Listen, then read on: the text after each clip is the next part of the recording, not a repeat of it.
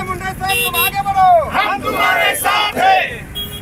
घोषणा दे, घोषणा। एकाच पर्व, ओबीसी सर्व, एकाच पर्व, ओबीसी सर्व। धनंजय मुंडे साहब तुम आगे बढ़ो, हम तुम्हारे साथ हैं। धनंजय मुंडे साहब तुम आगे बढ़ो, हम तुम्हारे साथ हैं। धनंजय मुंडे साहब तुम आगे बढ़ो, हम तुम्हारे साथ हैं। एकाच पर्व, ओबीसी सर्व। नगरपालिकेच्या निवडणुका आल्यात आणि त्यासाठी धनुभाऊला कसं बदनाम करावं आणि बीड जिल्ह्यामध्ये वर्चस्व कसं कमी व्हावं म्हणून प्री प्लॅन करून काही असे लोक हाताने धरून हा कट रचलं, ही अत्यंत निंदनीय बाब आहे। त्यासाठी सगळी जनता समजदार आहे, ह्या भूलथापाला बळी पडणार नाही असं माझं मत आहे। हे चाललंय कशामुळं हे सर्व लोकांना त्या ठिकाणी माहीत आहे का गेली 2 महिन्यापासून हा जरांगे अंतरवालीत माशा मारीत बसला होता। त्याला कोणी विचारत नव्हतं, त्याला कोणी टी व्हीचं त्या ठिकाणी एखादा चॅनलवालासुद्धा त्या ठिकाणी जात नव्हतं, कारण 2 महिन्यापासून त्या ठिकाणी महाराष्ट्रामध्ये वेगवेगळी आंदोलनं चालू होती। विदर्भामध्ये बच्चू कडू साहेबांचं आंदोलन चालू होतं, अनेक ठिकाणी वेगवेगळे आंदोलनं चालू होते। मग हा मागं पडला होता सांदीला।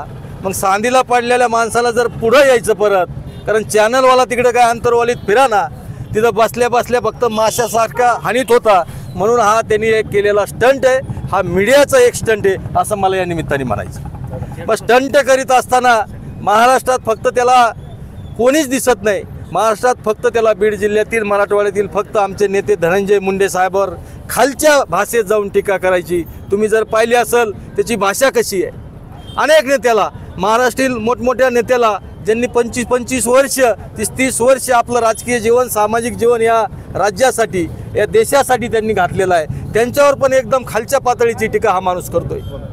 टीका करत असताना तुम्ही पाहिले माननीय मुख्यमंत्र्याच्या पार कुठं कुठं त्यांनी टीका केली। मुख्यमंत्र्याची, माननीय महाराष्ट्राच्या मुख्यमंत्र्याचे पार शेवटपर्यंत कुठं बोललाय सगळ्या जनतेने पाहिलं।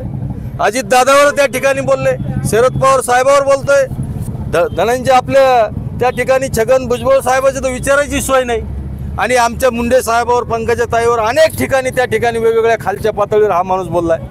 बोलत असताना या माणसाची पातळी तुम्ही त्या ठिकाणी पहा, अतिशय गलिच्छ शब्द आहेत। मग मला नेमकं आज या माध्यमाच्या द्वारे मी विनंती करतो, महाराष्ट्राचे मुख्यमंत्री आदरणीय देवेंद्र फडणवीस साहेबांना विनंती करतो का या जरांगेनं इथून पाठीमागच्या 2 वर्षाच्या कालखंडामध्ये अनेक नेत्यावर हल्ले त्या ठिकाणी घडून आणलेले, त्याचा कधी तुम्ही खात्याच्या मार्फत तपास केलाय का? त्या ठिकाणी हाके साहेबावर हल्ला केला, त्या ठिकाणी वाघमारे साहेबावर हल्ला केला, अनेक ते करवीर नावाच्या माणसावर हल्ला केला, अनेक त्या ठिकाणी मुंबईत जाऊन धुडगूस घातला, नागपुरात जाऊन धुडगूस घातला, अनेक ठिकाणी ह्या माणसांनी धुडगूस घातला।